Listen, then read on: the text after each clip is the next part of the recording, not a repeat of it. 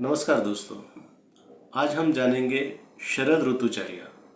शरद यानी आप जानते हैं कि वर्षा के उपरांत बरसात के बाद अक्टूबर हीट आती है जिसमें उष्णता बहुत होती है और इसी को शरद ऋतु भी कहा जाता है। ये आयुर्वेद में बहुत ही महत्वपूर्ण ऐसा ऋतु है। इसमें पित्त का प्रकोप होता है, यानी शरीर का पित्त बढ़ जाता है, उष्णता बढ़ जाती है। और इसका जो ऋतुचर्या है ये बहुत ही महत्वपूर्ण है, क्योंकि वर्षा में हम ठंड से बहुत ही ज़्यादा वाकिफ़ हो जाते हैं, जिसकी वजह से हमें एकदम से होने वाली उष्णता सहन नहीं होती और इससे पित्त बढ़ जाता है। इसलिए इस ऋतु में कुछ विशेष प्रकार के आहार विहार को करने को आयुर्वेद कहता है। अब इसमें पित्त का प्रकोप होता है, इसलिए खान पान में आपको मधुर, कुछ कड़वा, मतलब मीठा, कड़वा और कसेला ऐसे रसों का उपयोग करना चाहिए। घी का उपयोग करना चाहिए।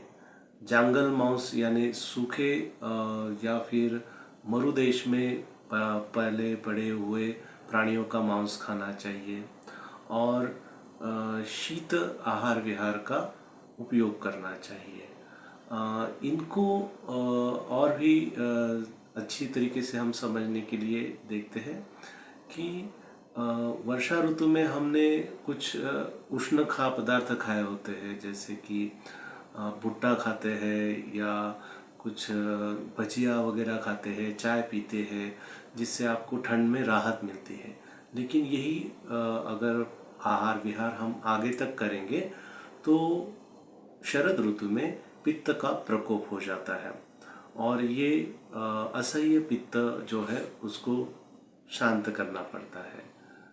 अब हम देखेंगे कि इसमें दो तरह के जोग्राफिकल चेंजेस होते हैं।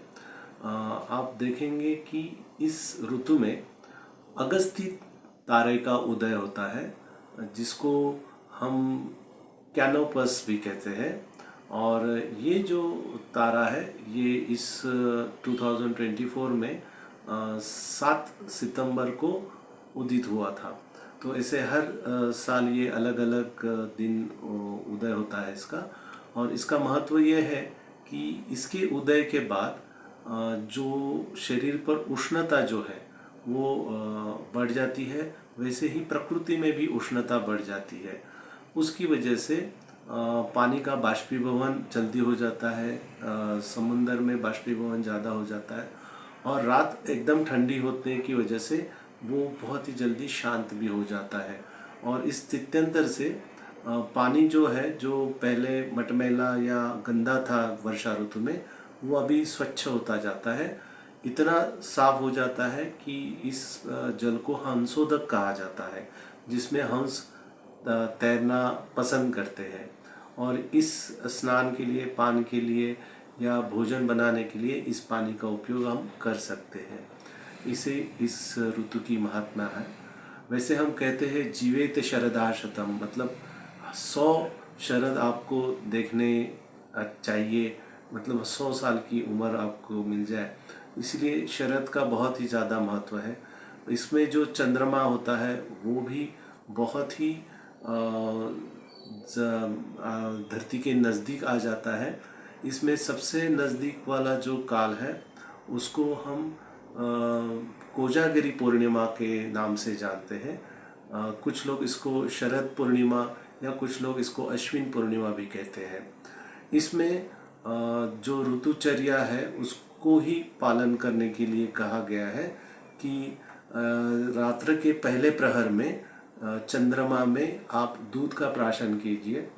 तो जो चंद्र की किरणें हैं उनसे शरीर का पित्त कम हो जाता है और वैसे भी दूध जो है वो पित्त को कम करने वाला होता है, एसिडिटी वगैरह है इसको कम करने वाला होता है।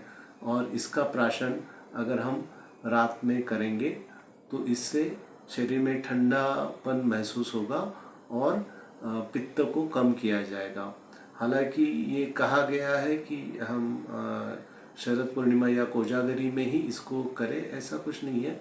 शरद ऋतु में हर रात को आप दूध पी के सो सकते हैं, और दिन में जो है वो ऐसा आहार करना चाहिए जिससे पित्त का प्रकोप ना हो। आयुर्वेद की दृष्टि से इसमें तिक्त घृत, जैसे पंचतिक्त घृत है, महातिक्त घृत है, इनका सेवन करने के लिए कहा गया है। विरेचन नाम का कर्म, यानी कि एक विशिष्ट पद्धति से मल द्वारा शरीर के पित्त को निकाल दिया जाता है, इसको विरेचन कहते हैं।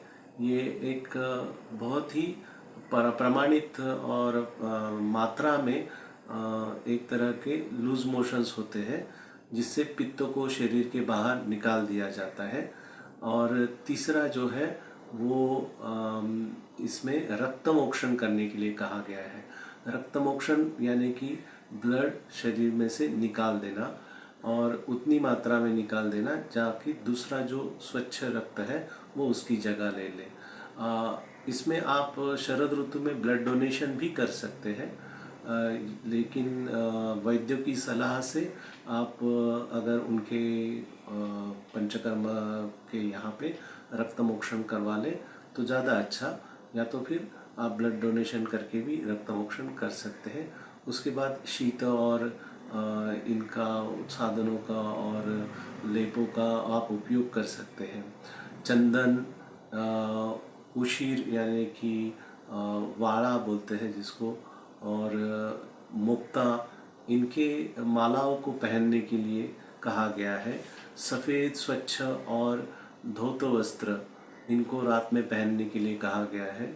और चंद्रमा में, चंद्र किरणों में टहलने के लिए या बैठने के लिए और चंद्र की किरणों को लेने का इसमें प्रयोजन बताया गया है।